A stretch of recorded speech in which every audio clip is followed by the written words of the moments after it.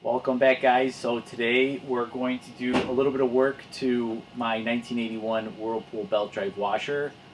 First, we're going to take apart the top. We're going to remove the tub ring and the spin basket and agitator and take a look at the outer tub, make sure that there's no glaring issues or rust or anything that would be of concern.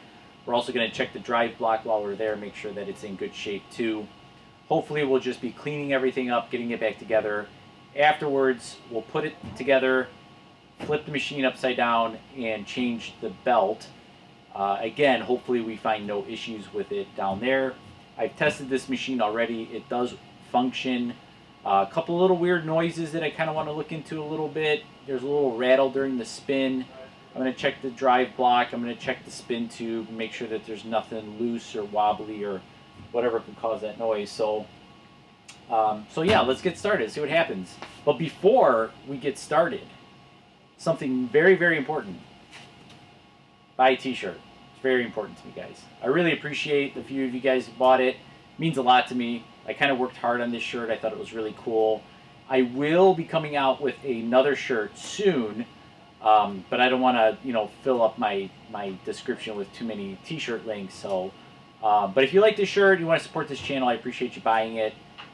It does help motivate me to create more videos and, just basically carry on. So anyway, so if you haven't bought a shirt, buy it. That'd be great. Otherwise, let's get started.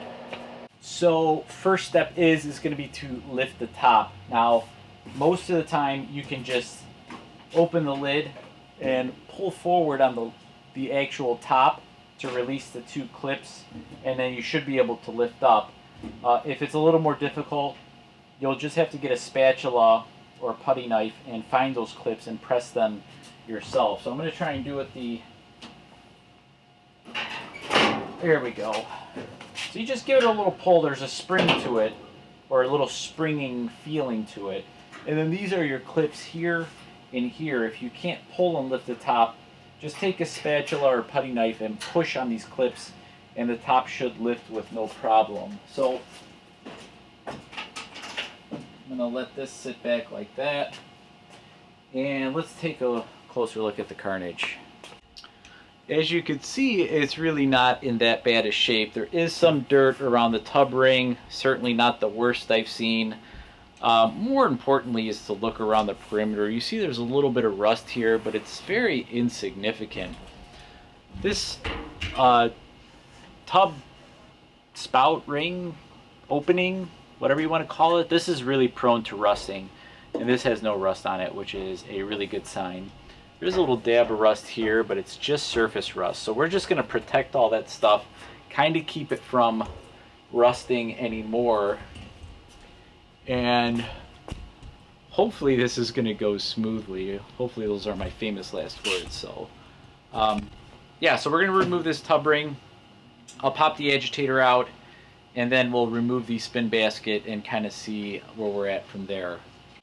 First thing you want to do is remove this fill spout, and it's pretty easy. There's just a plastic tab here. You want to push and lift, and then just slide it out from the back and move it to the side. You obviously are more than welcome to wash this, but I'm not going to just yet. I'm just going to move it out of the side. Next thing we're going to do is the snubber pad, and then we're ready to remove the actual, or we're going to have to remove this filter hose and snubber pad, and then we can remove the ring. Oh, that's on there too tight.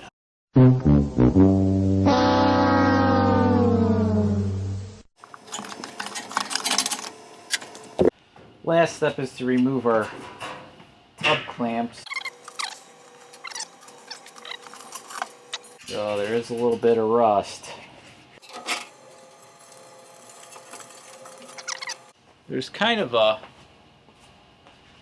significant amount of rust right here, and it went through actually just a little bit, so we're gonna have to do something about that. It's such a small pinhole, and it's so far away from the actual water.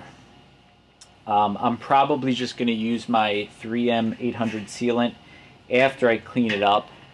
I might paint it with POR 15. I'm not sure.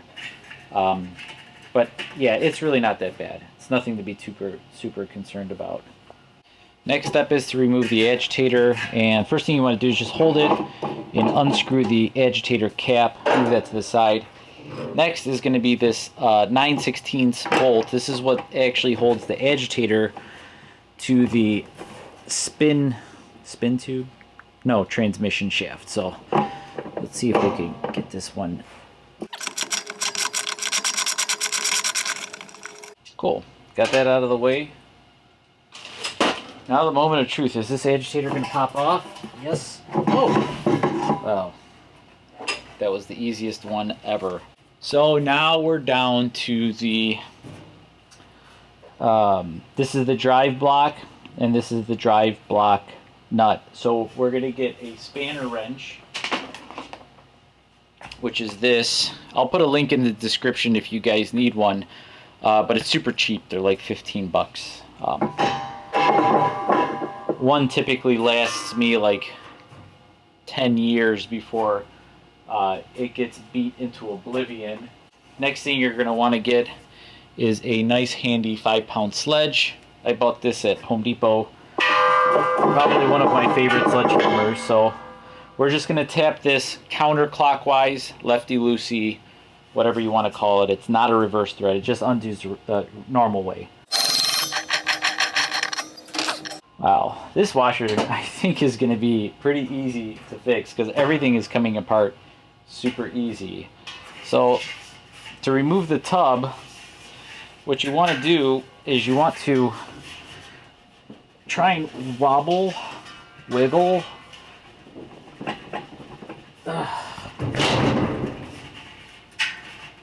Now the tub is kind of stuck, so we're going to do a little persuasion.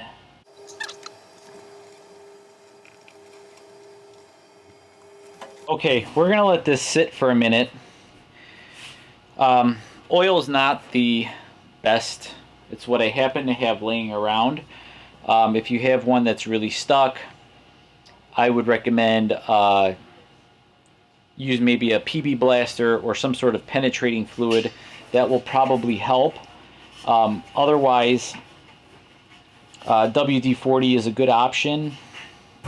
You could go and try and actually clean this out manually. You could take a brass bristle brush and try and clean out some of the debris, because that's what's really stopping it in. It's just kind of stuck in there. I've seen people pour hot water over here. The hot water tends to expand the metal a little bit and will help break that seal from the two dissimilar metals bonding to each other over the years. But it just really depends on how stuck your tub is. So yeah, we're gonna let this sit for a little bit. I'm gonna take a little break and we'll wait, let everything kind of sit in and gel together, and then we'll get back to it. One method worth trying is with your left hand, or if you're left-handed, your right hand or whatever. Grab the tub and get your fingers underneath and try and give it a little pull, and then now we're not trying to push anything or pull. What we're really trying to do is just break the seal that happened over the years, and it did. That's it. Okay, so just wiggle. Oh, look, there we go. So don't use too much force, guys, otherwise you'll ruin the tub. And then what are you gonna do? So despite this being a really clean machine, it's actually quite dirty. This is a pretty thick layer of mud, but there's really no serious rust going on. There is a little bit over here by the drain spout. I'll definitely seal that up, and it looks like there's a nice little chunk here. This is kind of lifted up, so we're gonna have to scrape that, and we're probably gonna have to treat that too. So But everything else looks really good. I see just some lime scale. We'll get some CLR and clean that up. The drive block is in good condition. There is a little rust around the base here of the spin tube, but nothing to be concerned about. We'll just clean that all up, and hopefully that'll be that.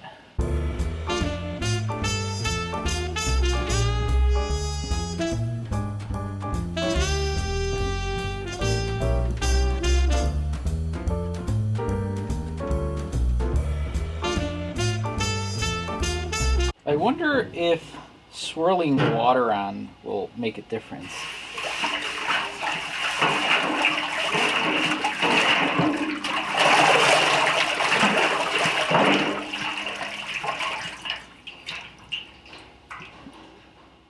No, it didn't work.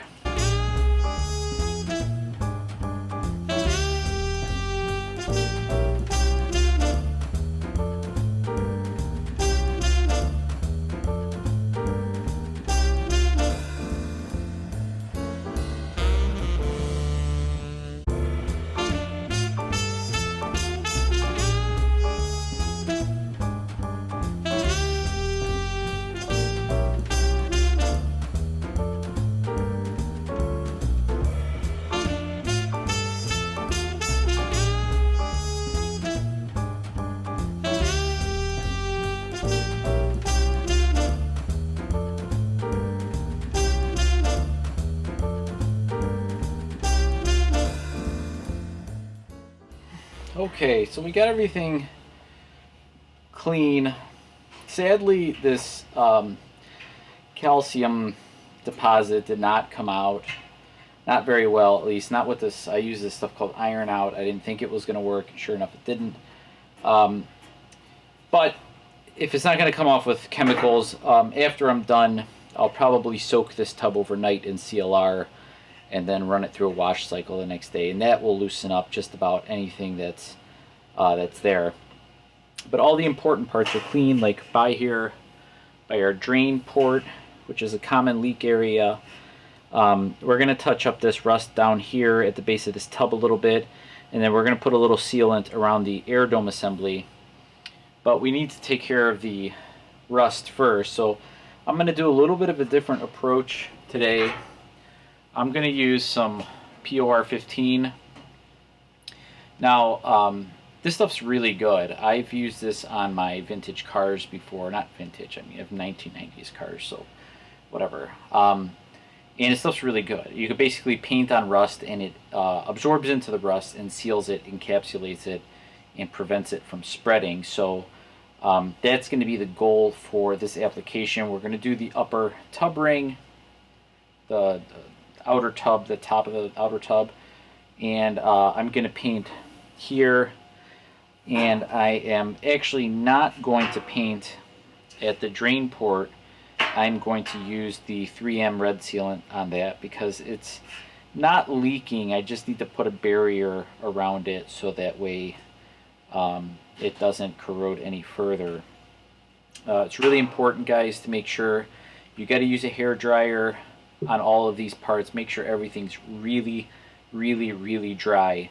As you point your hair dryer towards this opening, you'll actually notice you'll start to pull out water, and it's a pretty interesting thing to see. Is it looks seemingly dry, but the longer you have your hair dryer on it, you'll start to see water start to pull away, and it'll show, and it seemingly will go on forever, but eventually it won't do it anymore, and that's when you know it's really dry and it's good to apply your sealant. So I'm going to use a little brush, and we're just going to kind of go over our rusty spots, and I'm going to put a coat around the top there where it's rusty. We're going to let everything dry. One thing I didn't notice, or I didn't show you guys yet, was this spot, which was the pretty bad spot. When I hit it with the wire wheel, I actually some holes manifested themselves. So I have a small hole here, a small hole here, and a small hole there. So it's really not that big of a deal. Like, it's not really something to overthink. The water doesn't go that high, so you don't have to worry about a leak. This washer does not spin drain, so you don't ever have to worry about water, coming up the side walls and spilling out of the back. This is a hole, well, if you were ever going to have a hole in your tub, this is where you would want it to be, because this has no bearing whatsoever. It will not leak. It won't ever leak. So all I'm going to do is I'm going to put a coat of the POR 15 to keep it from getting any bigger. And then once that's all good and dry, then I'm just going to get some 3M sealant, and I'm just going to cover the hole with the goo and call it good. Again, it's not going to leak. It won't ever leak. I could leave it just the way it is, and the washer still won't leak. So there's nothing to really do about it, other than just prevent it from, making its way down the tub. So I'm going to get ready, and then we'll start the paint.